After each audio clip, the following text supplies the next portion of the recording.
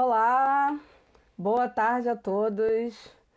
Bem-vindos mais uma vez para a gente conversar sobre esse tema, novamente atendendo a pedidos. Muita gente na live passada pediu para que a gente fizesse uma nova live e a gente atendeu esses pedidos porque de fato esse tema é muito relevante, muito importante. Tá todo mundo me ouvindo bem? Acena aí, gente, dá um ok. Som tá jóia? Maravilha, muito bem. É, Então, Luan, eu vou pedir para você dar um tchauzinho, que aí fica mais fácil de eu te convidar, tá? Enquanto isso, eu vou elencando algumas coisas aqui. Quem não assistiu a live passada, ela tá no IGTV e também tá no YouTube, que é o canal Cíntia Valim Educação e Política. Deixa eu já ir convidando o Luan aqui.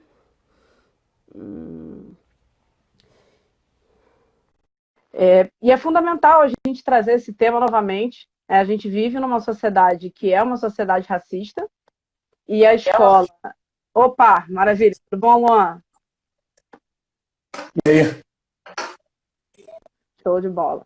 A gente vive numa sociedade que é uma sociedade racista, a escola é uma estrutura do Estado, uma estrutura dessa sociedade, portanto, essa escola é uma parte desse problema, como muito bem falou o André na live passada, né? E esse problema, né, do racismo que está aí, é estrutural na nossa sociedade, ele vai se refletir também nesse ambiente escolar. E é fundamental a gente falar disso como uma questão curricular, mas também como um tema que reflete na vida dos jovens, dos nossos adultos. Opa, acho que o Luan caiu.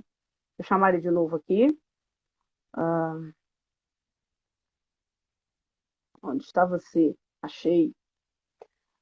Um tema que reflete na vida das nossas crianças, dos nossos adolescentes, nossos jovens, nossos adultos. A gente teve exemplo, a gente tem exemplos disso todos os dias, vou citar só dois, bem recentes. No mês passado a gente teve o caso com a Fatu, né, que foi uma aluna de um colégio tradicional na Zona Sul, que sofreu um caso de racismo sério num grupo de alunos. E ontem eu li uma notícia de um professor que sofreu racismo num grupo durante uma aula virtual, comentários racistas de um dos alunos que estava nessa aula. Então, é fundamental a gente falar novamente sobre esse tema. A gente falou bastante sobre alguns caminhos, né, na live passada, e aí muita gente pediu para a gente repetir essa live falando sobre práticas. E aí eu trouxe dois companheiros, trouxe o André de volta e o Luan para a gente falar sobre essas práticas do dia a dia, do cotidiano escolar, que podem nos ajudar a caminhar para romper com essa estrutura racista dentro das unidades escolares. Então, deixa eu apresentar o Luan, né, para eu não ficar tomando o tempo dele. Deixa eu chegar um pouquinho a câmera para cá para eu colar aqui do currículo dele. Luan é pedagogo formado pela UERJ, ele é professor da rede municipal, ele atua na Escola Tobias Barreto, na terceira CRE. Ele é coordenador do NICA, que é o Núcleo Independente Comunitário de Aprendizagem, no Jacarezinho. No NICA eles têm pré-vestibular comunitário, tem coluna de férias, tem alfabetização de jovens e adultos. E ele também é cofundador do coletivo docente antirracista Agbalá. E aí, Luan, pensando um pouquinho nessa questão de como o racismo traz uma implicação séria para a vida dos nossos estudantes, na autoestima deles e na possibilidade deles projetarem referências, eu queria usar uma frase que você até me contou, que foi uma frase de um aluno teu, dentro de uma prática sua, cotidiana, vocês estudando os reinos do continente africano, e esse menino chegou a duvidar que, de fato, houvessem reinos no continente africano, reis e rainhas. E aí, convencido de que isso de fato era verdade, esse menino te perguntou, então, se há reis e rainhas, né, no continente africano, então eu também posso ser um rei? E aí eu queria trazer essa frase desse menino para que a gente começasse um pouquinho a falar sobre essas práticas e como que isso implica no dia a dia das escolas e principalmente na vida dos nossos alunos. E aí, gente, boa tarde. Primeiramente, agradecer a Cíntia pelo espaço, para a gente falar um pouquinho sobre as nossas práticas lá com a molecadinha da rede municipal. Primeiramente, antes de falar das práticas, a gente precisa firmar aqui um ponto interessante que, antes de eu me tornar um professor com a prática antirracista, eu tive que primeiro me descobrir como homem negro, né? Me afirmar como homem negro. Então, fui procurar algumas questões, né? É importante dizer que as práticas não surgem do acaso ou do destino, elas surgem a partir dos estudos, das leituras, né? E aí as práticas vêm à tona, né? Isso é uma coisa quase que automática, a partir de algumas leituras e estudos a gente tem as ideias das práticas e também dessa troca, né? Por isso que é interessante ter essa live, porque a partir dessa troca, a partir dessas experiências, dos exemplos, dos registros, a gente pode influenciar ou inspirar outros educadores do Brasil inteiro. Perfeito. Então, primeiramente, dizer que a minha trajetória foi uma trajetória um pouco diferente das demais. A academia, para mim, surge muito tarde. A questão dos estudos antirracistas chegam um pouco mais tarde, chegam depois da graduação, e a partir do município que chega, a partir da minha experiência como docente que chega. Então, o que acontece? Primeiro eu entro no município, logicamente, eu não era um cara alienado às questões de racismo no Brasil, mas eu ainda não tinha contato com as práticas, ou com a teoria, ou com todas as escritas e produções acadêmicas referentes às práticas educacionais antirracistas.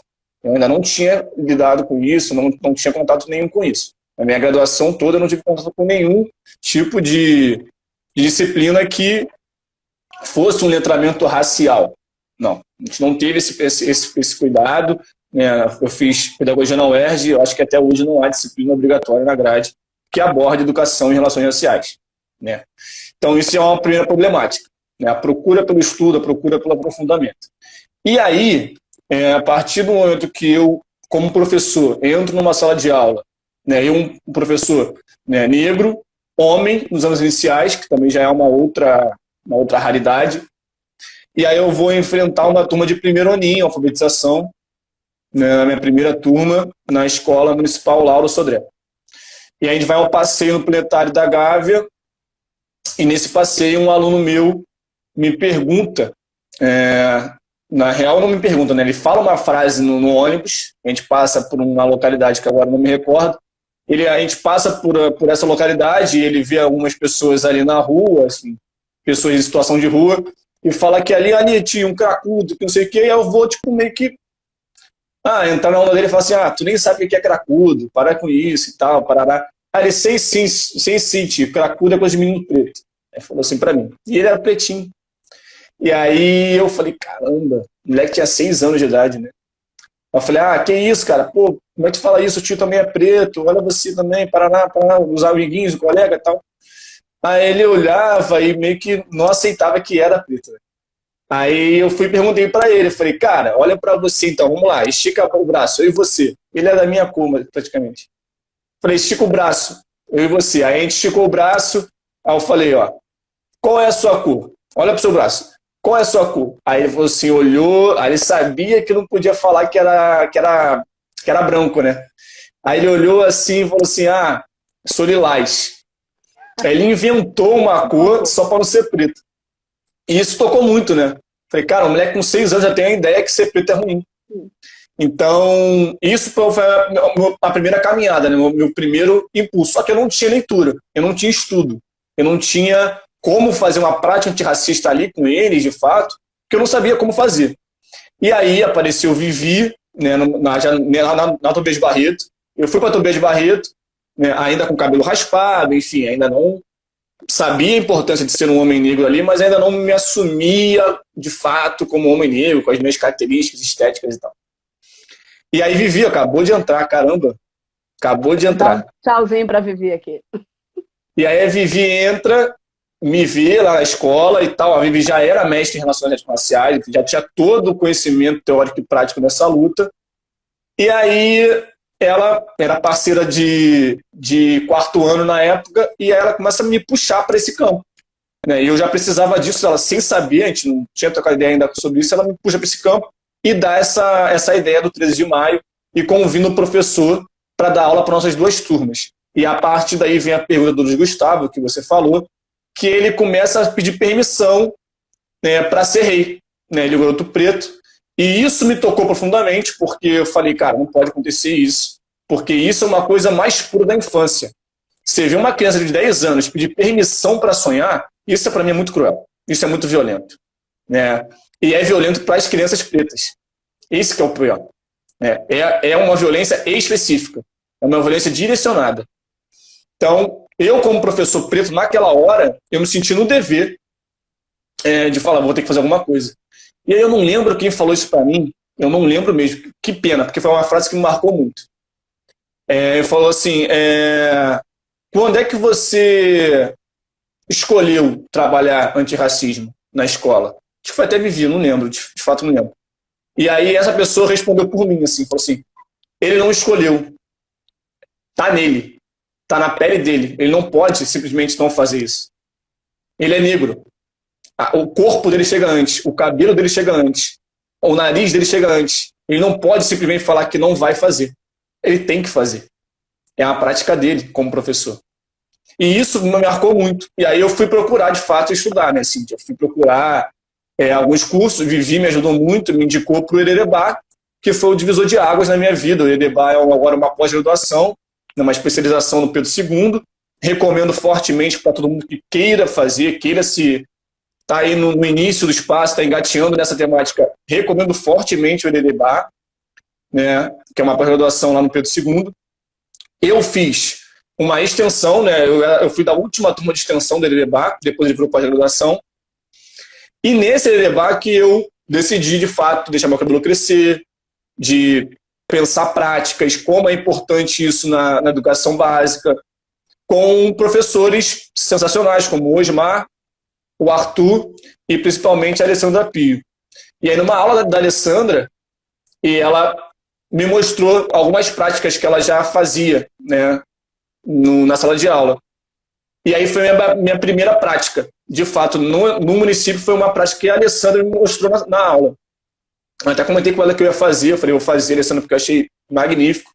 E aí a primeira prática que eu fiz, eu botava palavras, temas geradores no quadro, assim, Brasil, e aí eles tinham que falar o que vinha na cabeça. E eu ia anotando. Tudo, qualquer coisa. Brasil, samba, pagode, futebol, não sei o quê, qualquer coisa. Brainstorm legal. Eu botei Brasil, botei escola, botei comida, botei futebol, botei assim, desenho animado, filme. Foi botando algumas palavras e eles foram falando. E aí depois eu falei, agora eu vou fazer a prática. Aí eu botei África no quadro. E aí eu tenho até uma foto desse dia, tá até no meu Instagram, que eu botei África, aí veio escravo, miséria, fome, escravidão, macumba,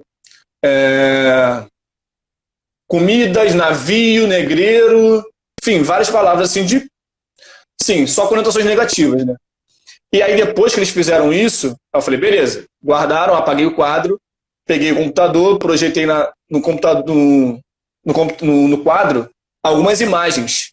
Aí eu peguei imagem de praias paradisíacas, parques, florestas lindas, peguei o Kilimanjaro, que é aquele grande monte que tem, né, neve em cima, peguei metrópoles, tudo na África, tudo. E eu peguei a imagem e falei assim, aonde é isso? Aí veio São Paulo, Rio, Paris, Nova York, Paraná. Choveu, Paraná. Aí lembro que eu... de fazer isso na minha turma também. Pois é. E aí eu fui e botei a pirâmide do Egito também. Aí a única coisa que eles acertaram foi isso. Aí a pirâmide, aí falaram, Egito. Aí, beleza, acertaram. Todas as outras que vocês falaram, vocês erraram tudo. Não é no Rio, não é em Nova York, não é em Paris, não é em São Paulo, não é em Brasília. Tudo que eu mostrei para vocês fica também na África, no continente africano. E aí eu consegui, pelo menos de uma primeira tacada, desmistificar a imagem da África miserável, da África com fome, da África pobre, né? Porque na África é um continente com 53 países, se eu não me engano. Uhum. E aí você reduz a África a uma coisa só, você reduz a África a um aspecto só, socioeconômico. E aí eu coloquei lá as devidas imagens, né? Isso aqui é na Cidade do Cabo, que fica na África do Sul, que é um país da África. Isso aqui fica em Luanda, que é em Angola, que é um outro país da África. Isso aqui fica no Egito, que fica na África, que eles também não sabiam que ficava na África. Então, assim... Essa criação de estereótipos, né, sobre o continente africano, a gente também vive, né, o processo de criação de estereótipos do negro, né, e do afro-brasileiro nos nossos livros didáticos e no nosso currículo, e isso acaba se refletindo também nas práticas curriculares, né? E exatamente. Aí, a gente ter essas práticas, né, que rompam com essas criações de estereótipos é fundamental, porque a gente precisa ter uma desconstrução dessa visão estereotipada, tanto do continente africano quanto do negro na sociedade brasileira, do papel dele ao longo da construção. Exatamente. E aí parece que também só é reduzido a um papel. Isso é perigoso, né? O negro tem que fazer isso. Tem que fazer aquilo. Se sair desse estereótipo ou dessa imagem, é uma coisa que, ser seguida, uma exceção que tem que ser seguida, na verdade, ou vira outra coisa, né, que a gente não gosta nem de citar. Mas, enfim, continuando. E aí, falando das práticas, essa foi a minha primeira prática, e aí depois surge a questão que o Silvio de Almeida fala da micareta racial, que é a questão do Novembro Negro, né. Lá na escola não foi diferente, quando eu entrei, tinha eu e Vivi, né, de professores atuantes, ela muito mais que eu estava engateando na causa ainda, eu estava no Ererebá ainda, e aí em novembro surge o Novembro Negro, vamos fazer alguma coisa e tal, parará. E aí, essa cena foi sensacional, porque a coordenadora na época sentou com a gente e foi propor uma dinâmica, e a Vivi sugeriu uma dinâmica super legal, que era montar o mapa do Brasil apenas com os rostos negros, né? Recordar a revista Raça e tal, várias pessoas negras e tal, legal pra caramba e tal. E aí a primeira reação foi que o Brasil não era composto só de negros, que tinha que ter outras pessoas de outras etnias também, etc e tal. Aí, enfim, senão até ia ser racismo reverso. Só que aí eu falei que eu não queria fazer. Eu falei que eu queria fazer do meu jeito. E aí a coordenadora chegou e falou assim, você tem que fazer alguma coisa. Mas, se tu não quiser fazer, faz do jeito que você quiser, assim. Faz. Se você for apresentar alguma coisa, mas faça. Aí, beleza. E aí eu tive a ideia que foi a ideia que realmente me jogou para o campo das relações raciais de fato e educação, que foi o Negro e a Raiz da Liberdade. Fiz uma exposição com os meus alunos, né, chamei um fotógrafo, amigo meu, né, o Felipe. Ele topou na hora, eu falei, Felipe, vamos lá para a escola, vamos fazer isso. E expliquei para ele o projeto. Aí ele falou, cara, amanhã eu tô lá, vamos embora. Eu falei, então vamos embora. Aí peguei todas as roupas que eu tinha aqui em casa, de terno até camisa de basquete, e peguei as roupas das minhas irmãs, tudo assim, e levei para a escola e tinha explicado já para eles o que ia acontecer. Eu falei, amanhã vai vir um amigo do tio e tal, parará. Era 4º ano na época. Eu falei, a gente vai fazer a representação de algumas imagens importantes, pessoas que foram importantes na sociedade. Aí, o que aconteceu? Quando eu fui distribuir os personagens, você vai ser Malcolm, você vai ser Martin Luther King, você vai ser Muhammad Ali, você vai ser Chimamanda, você vai ser Thais Araújo, você vai ser Rumbi, Dandara. Logicamente, deu aquela confusão, né? Não, eu quero ser... Aí foi a primeira confusão, para a galera achar que também não é tudo mil maravilhas, né? 4º ano é complicado você fazer uma ação dessa. E aí eu fiz, caracterizei todos eles, e aí fiz uma mini biografia junto com eles também escreveram junto comigo, né? Foi uma construção conjunta com os meus alunos. E aí essas fotos, ele fez, as fotos ficaram maravilhosas. Fiz a exposição, coloquei na escola a exposição com as fotos e uma mini biografia de cada personagem, né? E aí foi vários personagens, vários, acho que foram mais de 15 personagens, e eles conseguiram ver que tinham pessoas da cor deles, que a minha turma era de maioria negra, que foram super importantes na sociedade, que eram referências para mim e que podiam ser referências para eles e para qualquer pessoa. E aí essa atividade que o Pedro, o meu grande amigo também, o Pedro Bárbara, que vai até participar aqui na semana que vem, o Pedro falou assim, cara, isso tem que ir para um congresso, isso tem que virar artigo, sei que isso está maravilhoso. Na escola só ficou lá naquelas horinhas ali da hora de ir embora, depois não ficou mais, tirou. E aí eu peguei as fotos, revelei, numa qualidade maneira, deixei no computador, no meu HD, e o Pedro me encheu o saco, assim, tipo, vamos escrever, vamos escrever. E eu tinha medo, cara, porque assim, eu não sou da academia, né? Eu não sou da prática acadêmica. Eu nunca tinha escrito para congresso nenhum, nunca tinha participado de congresso algum, já era professor da rede. Não tive essa vivência na graduação. E ele me encheu o saco e falou, então tá bom, cara, vamos embora, vamos escrever e tu me ajuda. E aí, cara, o Pedro me ajudou pra caramba e a gente mandou lá pro Copene Sudeste, em BH. Foi aceito o trabalho, eu fui, nesse meio do caminho, eu consegui entrar para pós-graduação no Instituto Federal, né, para especialização em ensino de histórias e culturas africanas e afro-brasileira. É que eu disse, né, o estudo está sempre junto. Então é importante sempre frisar isso. Estava estudando mais e mais. Quero te fazer uma pergunta sobre isso daqui a pouquinho. Tá. E aí a gente foi para o Copene apresentar essa prática que eu fiz na escola. E aí foi um sucesso pra caramba. E todo mundo queria saber quem eram os professores do município, quem tinha apresentado aquela prática e tal, parará. E nesse corre-corre do congresso a gente encontrou Joana, Patrícia, a Isis e mais alguém. Agora, desculpa, não sei quem foi, desculpa mesmo, se estiver assistindo. Enfim, mas encontramos as meninas e aí a gente falou, a gente está a fim de fazer uma parada de NEAB, assim, né? Um sonho para cima.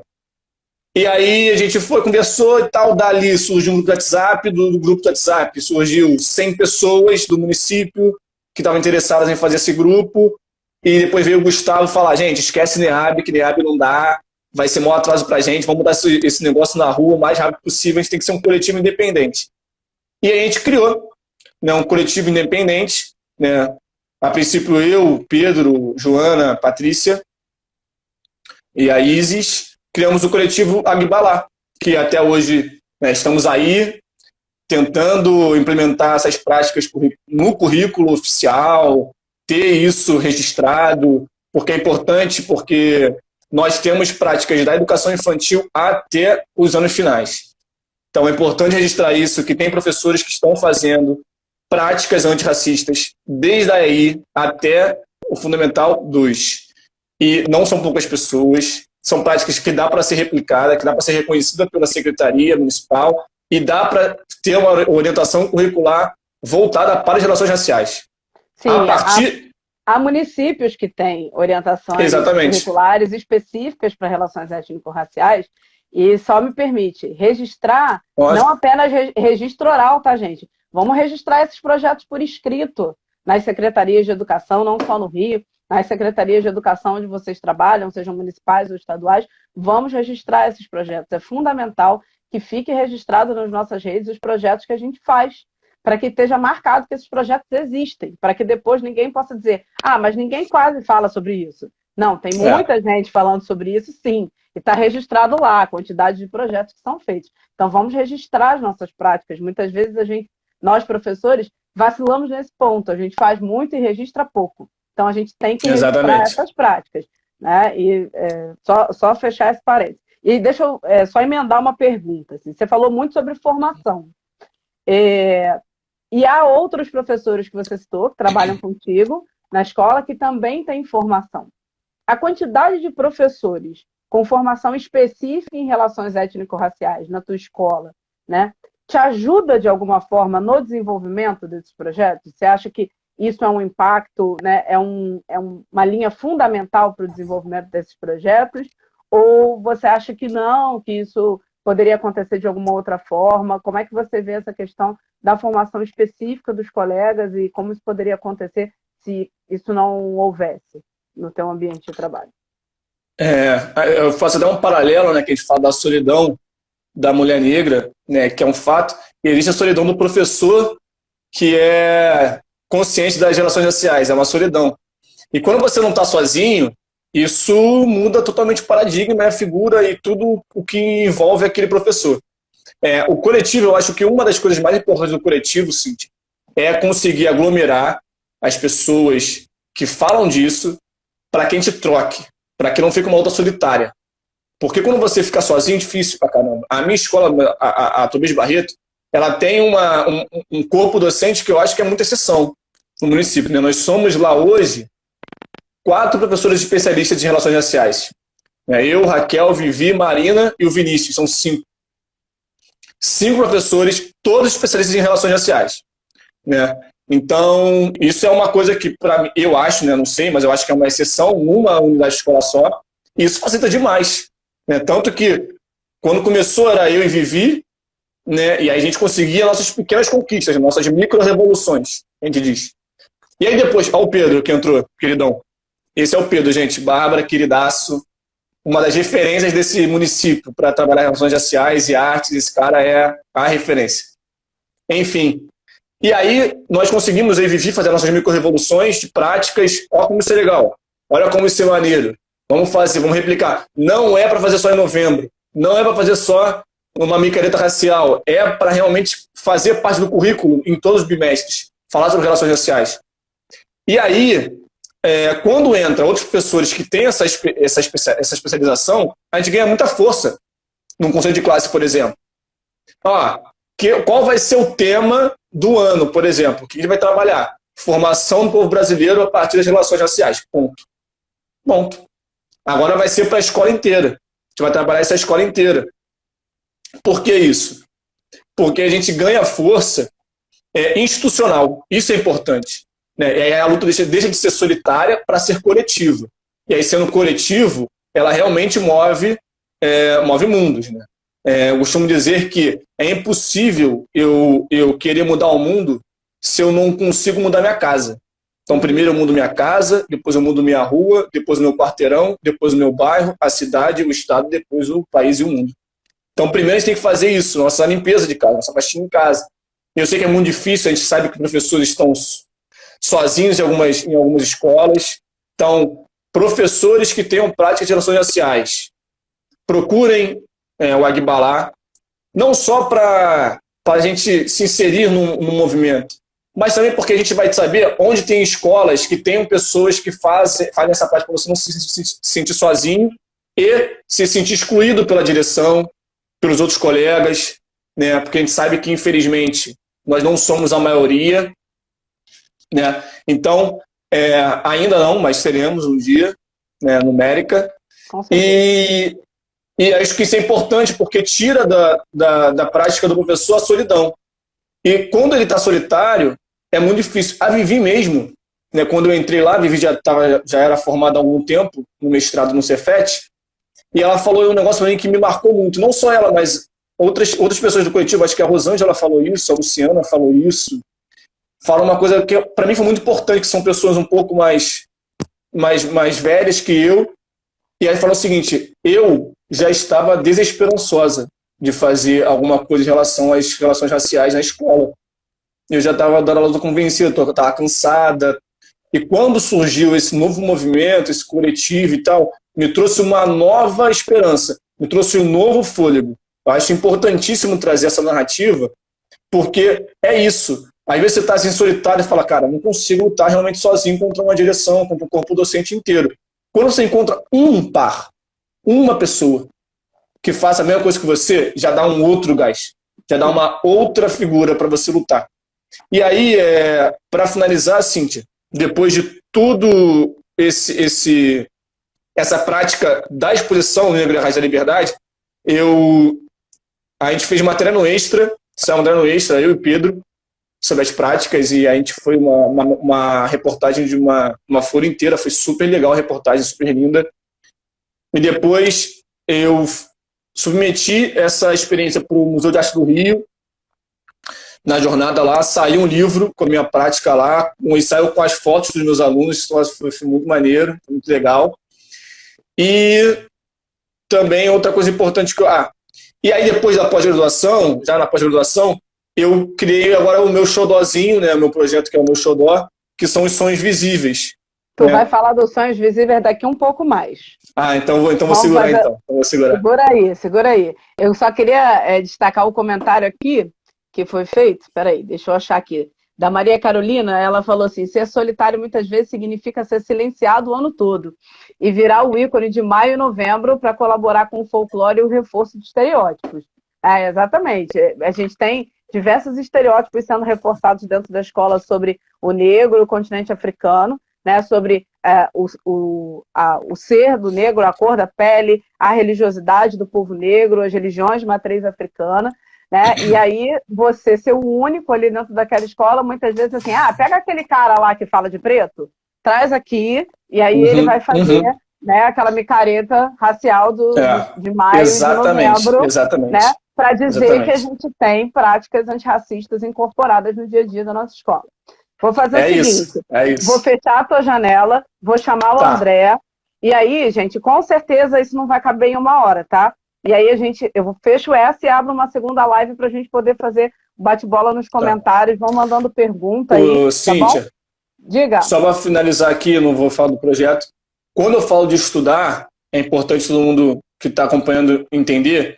Quando eu falo de estudar é quando, por exemplo, dá algum conflito com outro professor, com os pais, por exemplo, responsáveis ou com a direção, você ter embasamento para explicar e justificar aquilo que você está fazendo. Não é da sua cabeça, não é do seu imaginário, é lei, você estuda para isso, você tem total embasamento e capacidade para fazer. Então, assim, isso para mim é muito importante, sabe? Eu não tive nenhum problema, né?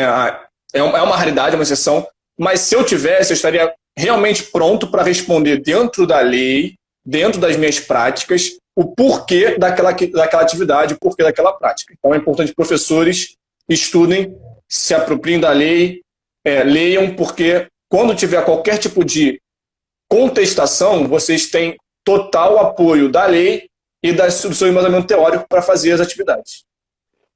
Isso aí. A nossa profissão, vou fechando aqui e vou falando, tá? Daqui a pouquinho te chamo de volta. Nossa profissão é uma profissão de estudo constante, né, gente? E muitas vezes a gente tem mesmo embates, né? Seja com a direção, seja com outros colegas do corpo docente, seja com os pais, e a gente vai precisar. Uma coisa que o André falava na live passada, formar a escola, né? Investir na formação dos nossos colegas, do nosso grupo escolar, para entender que essa prática é importante, entender que essa prática é fundamental. E investindo na formação nossa e do grupo.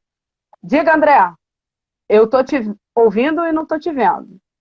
Cíntia, é o mesmo problema da semana passada, do final da semana passada. E como eu vou resolver isso agora, eu não sei. Vou tentar aqui chamar meu cunhado, que ele é especialista, né, em aparatos tecnológicos, de TI, para tentar resolver isso. Vou fazer como semana passada. Eu vou fechar e te chamar novamente e ver se a gente resolve. Okay. Peraí, vamos lá. Vamos tentar chamar o André novamente.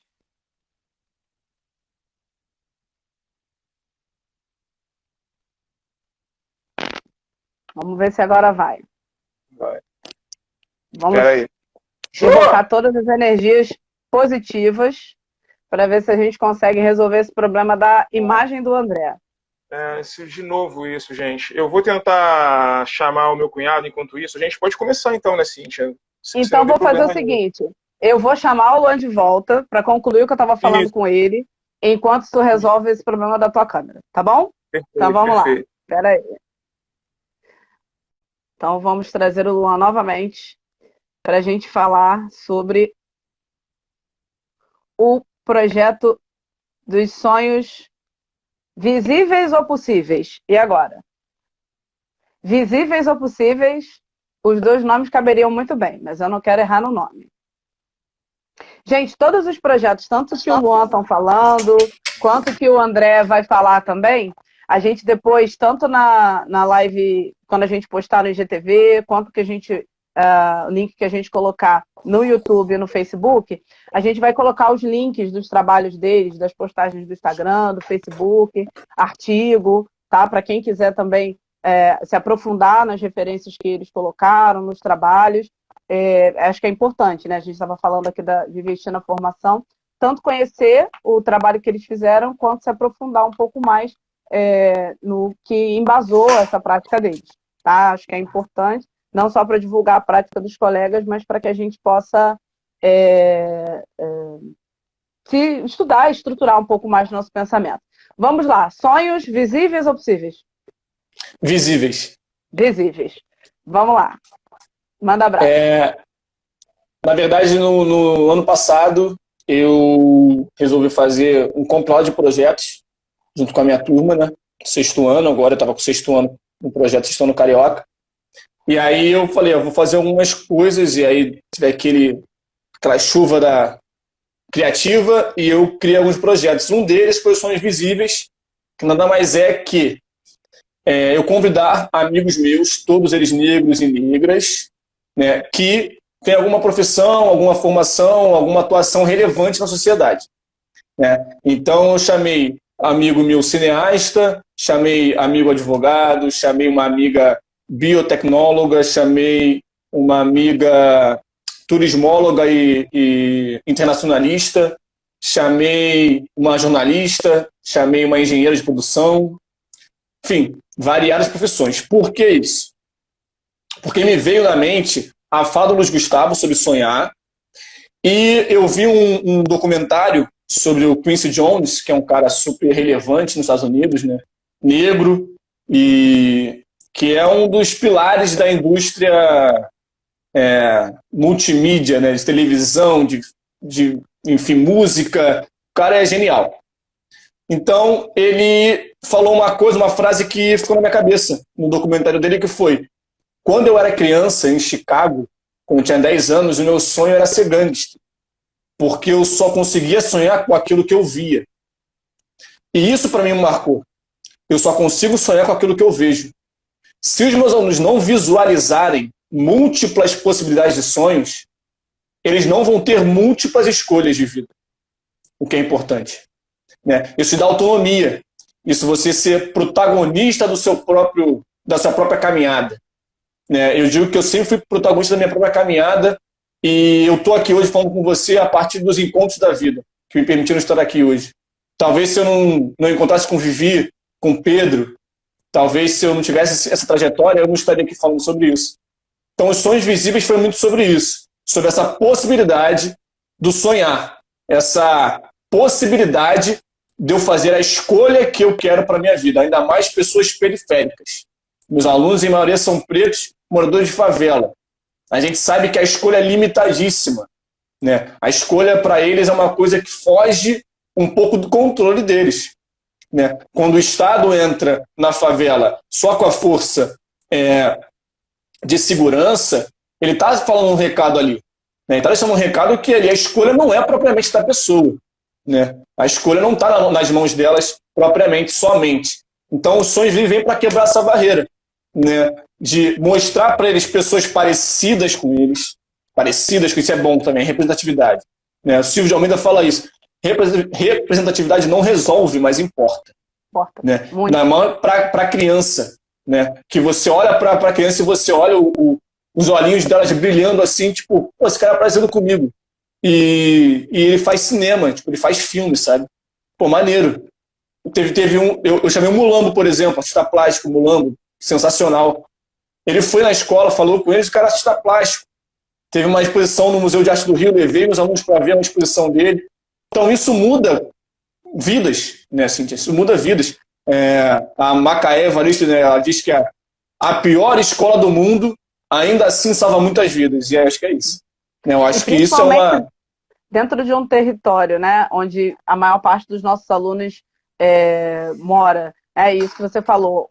Da forma como o Estado atua, muitas vezes o lugar onde você tem para ressignificar esses referenciais, né, e construir novos, onde eles possam se ver em outros lugares e construir novos referenciais, é a escola, né? Nós, professores negros, já somos muitas vezes esses referenciais, né? A gente falava outro dia de quando eu usava muita trança de cor padrão, né? Castanho, louro. Quando eu comecei a usar tranças mais coloridas, eu percebi algumas alunas começando a usar trança azul, trança vermelha, trança rosa, né? E tenho certeza que você também vivenciou isso com os meninos, sim, sim. né? Quando você deixou seu black crescer, outros meninos querendo deixar esse black crescer. Então, se essas pequenas diferenças que já acontecem no universo escolar já são importantes para os meninos, para os adolescentes e para os adultos, que dirá trazer outras referências que não nós, né? Porque às vezes a nossa presença de professor ali é meio naturalizada, né? A gente vira meio um móvel da escola.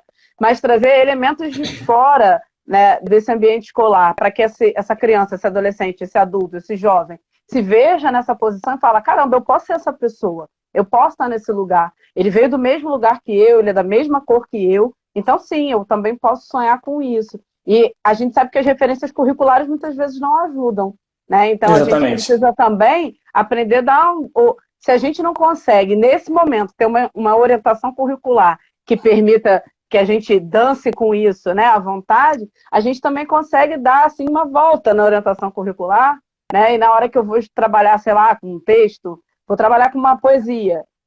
Por que eu não escolho intencionalmente trazer um poeta negro? Né? Vou trabalhar com uma narrativa, trazer uma prosa, um texto literário de um autor negro. Né? E eu não preciso chegar e falando assim, olha, essa é uma poesia de um autor negro. Não, é uma poesia. E aí, no final, quando eu vou trabalhar quem é o autor, eu estou mostrando que esse autor é negro. Eu vou trabalhar uma obra de um artista plástico, no final eu vou mostrar que aquele artista era negro.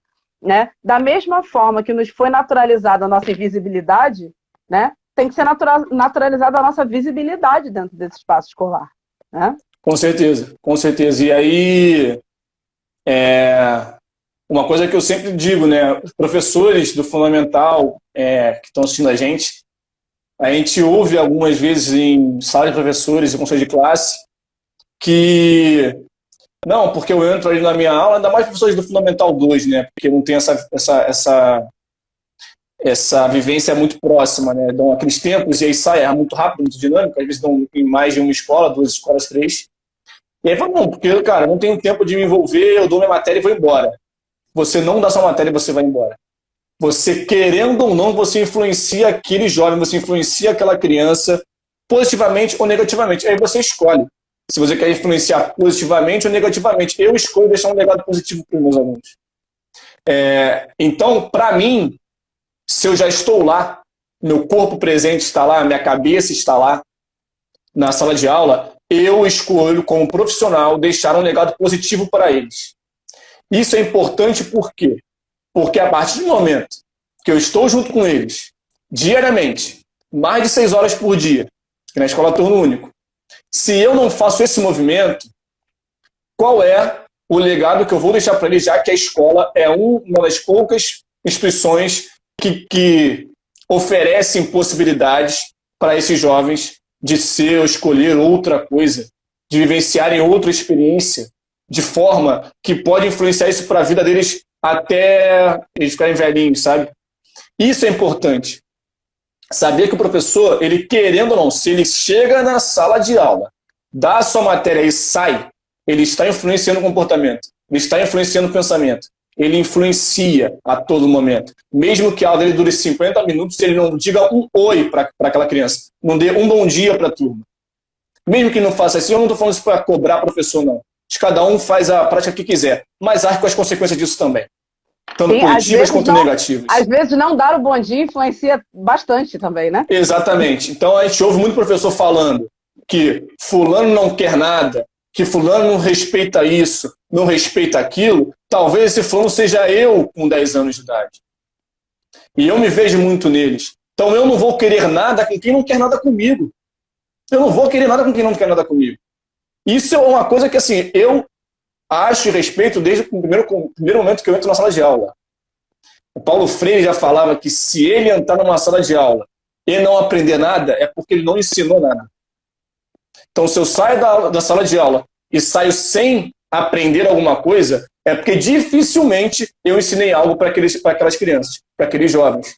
Então, é importante, eu trago esses projetos, não para que minha prática seja mais fácil. Eu trago esses projetos para que eles se sintam importantes no processo. Isso é importante. Os meus alunos, eles podem fazer qualquer crítica ao meu trabalho. E eu sou super aberto à crítica. A minha diretora sabe disso, minha coordenadora sabe disso. Eu sou um cara que eu prefiro as críticas, porque se eu vejo um trabalho e não tem crítica, é porque alguma coisa está errada. Não existe trabalho perfeito. Então, eu sou super aberto a isso, e uma coisa é que podem criticar qualquer coisa minha, assim, didática, podem criticar minha organização, por exemplo, que é péssima. Sou um cara desorganizado. Mas não podem criticar que os meus alunos não se sentem importantes quando eles estão comigo em sala de aula. Isso ninguém pode falar. Porque é uma coisa que eu prezo. É o respeito, é a importância que eu dou a eles no processo, que eles estão ali sentados, me ouvindo, que às vezes eu estou sentado ouvindo eles. E os Sonhos Visíveis faz parte disso. Faz parte de um processo de dar importância e protagonismo para os meus alunos. Dar importância para a vida deles. Dar importância para que eles se sintam representados ali naquela escola. Talvez a escola fosse muito melhor, Cíntia, se a gente ouvisse muito mais os alunos, muito mais o que eles querem, muito mais o que eles desejam. Não é porque eles têm 12 anos, 11 anos que eles têm ideias malucas. Lógico que eles vão querer Coca-Cola no almoço. Isso aí a gente descarta, isso aí é uma coisa de criança. Mas eles vão ter ideias propositivas. Eles vão ter ideias que vão fazer sentido. Entendeu? E isso dá outra tônica para a vida deles, dá outro sentido para a escola. Eles gostam de estar na escola porque eles se sentem parte dela. Se você não se sente parte dela, você não quer estar nela. Você não quer estar na escola. Entende? Então, acho que isso é importante para mostrar para eles que a escola é feita não para eles, não, mas é feita a partir deles. A escola tem que ser feita a partir deles também, porque acho que dá toda a diferença para a atuação docente e discente também. Sim, não faz sentido escola sem aluno. Eu sempre tenho esse diálogo com eles. Eu falo, gente, não faz sentido ser uma professora sem alunos. Né? Então, assim, é fundamental a presença do aluno e ouvir esse aluno no espaço dessa escola. E uma das coisas que eu aprendi na minha outra formação, que é como gestora, não é uma graduação, é uma pós-graduação, né? Mas que para que a gente possa melhorar, a gente precisa não desprezar nenhuma ideia. E que todo mundo precisa se sentir à vontade para dar ideias. Ninguém pode achar que a sua ideia é absurda. Né? Todo mundo tem que se sentir seguro. Se a gente não construir dentro da escola um ambiente como esse, onde qualquer aluno se sinta seguro para dar ideia, e sem falar assim, eu tenho medo de falar porque vão achar que a minha ideia é boba, é absurda, né? A gente também não consegue revolucionar esse espaço da escola, porque deles podem vir as melhores ideias, inclusive, para que a gente possa melhorar esse ambiente. Então, é fundamental considerar o protagonismo dos alunos, né? E a capacidade da escola de mudar a partir deles. Inclusive, esse é um dos temas da live da semana que vem, tá, gente? Então, já estou botando gostinho aí no pessoal. A live da semana que vem vai falar sobre ensino de artes, protagonismo, criatividade e emancipação. Tá? Então, eu não vou perder de jeito nenhum, porque eu sou fã número 0 do Pedro, ele sabe disso, eu sou fã número 0, nem número 1, sou fã número 0 do Pedro. Meu irmãozão de vida, agradeço todos os orixás, meus guias, que permitiram esse encontro nosso. Eu falo para ele que a gente teve que se encontrar porque nós tivemos outras relações em outras vidas, porque é realmente um encontro ancestral, eu e Pedro, porque foi um cara que mudou meu caminho, sou muito agradecido a esse encontro, um cara que fez uma revolução, né, as micro-revoluções na minha cabeça, no meu pensar, no meu agir docente. Se não fosse esses encontros com o Vivi, com o Pedro, com o Agbalá, né, esses encontros com Joana, com Patrícia, com a Geisa, são pessoas que engrandecem só a minha prática docente. Eu sou muito grato a esses encontros, a essa live aqui, de eu poder falar sobre o que eu amo. Eu digo que é um casamento de 4 anos. Eu acabei de fazer 4 anos, dia 1º de julho. Fiz agora 4 anos de rede. Então, eu ainda estou em lua de mel com a educação. Entendo também aquelas pessoas que estão cansadas. Entendo realmente, não as culpo. É um processo. Eu mesmo acho que eu vou ficar fadigado daqui a algum tempo. Mas enquanto eu estou vendo essa lua de mel, eu quero dar o meu melhor para os meus alunos. E eu acho que o dia que eu sentir estafa, mesmo fadigado, eu não querer mais estar em sala de aula, eu vou procurar sair porque, como eu digo, eu quero deixar sempre um legado positivo. No momento que eu comece a deixar um legado negativo para os meus alunos, é melhor tirar meu time de campo, né, de fato. Então, você não vai é isso. acabar com a sua lua de mel, porque uma coisa que garante a nossa lua de mel com a educação e com a sala de aula são essas parcerias que a gente constrói ao longo do caminho. Com certeza. Encontrar o ombro e a mão desses parceiros, né? Então, assim, eu estou vendo uma pessoa aqui que foi minha professora e que está aqui assistindo, e hoje ela trabalha com você, que é a Simone. Simone, queridona. Essas parcerias, esses ombros dos colegas que têm o mesmo propósito que a gente, não deixam a gente romper com essa lua de mel. Eu acho que é assim que a gente vai construir uma rede de educação cada vez melhor, né? E principalmente tendo o devido respeito que os nossos alunos merecem. Porque, sobretudo, os nossos alunos merecem uma rede municipal de educação cada dia melhor. Eles merecem que a gente tenha práticas cada vez melhores para eles. Eles são sujeitos dessa prática educativa e a gente precisa manter a nossa lua de mel até o dia que a gente se aposentar. Principalmente quem pegar a expulsória lá, com 75 anos. Né? Mas eu acho que até lá eu não consigo não, mas tudo bem. Luan, eu vou me despedir de você e aí eu vou fazer o seguinte, gente. Para a gente não ficar só com 5 minutinhos, eu vou encerrar essa live e vou abrir outra chamando o André, que eu acho que é mais produtivo para a gente, tá? Porque senão Beleza. A gente fica com 5, eu tenho que encerrar. Vou encerrar essa, já vou jogar no IGTV como primeira parte, e aí eu abro outra com o André, tá bom? Não saiam daí que já eu chamo vocês. Um beijo, valeu, gente. Até daqui valeu, 30 segundos. valeu, gente. Um abraço.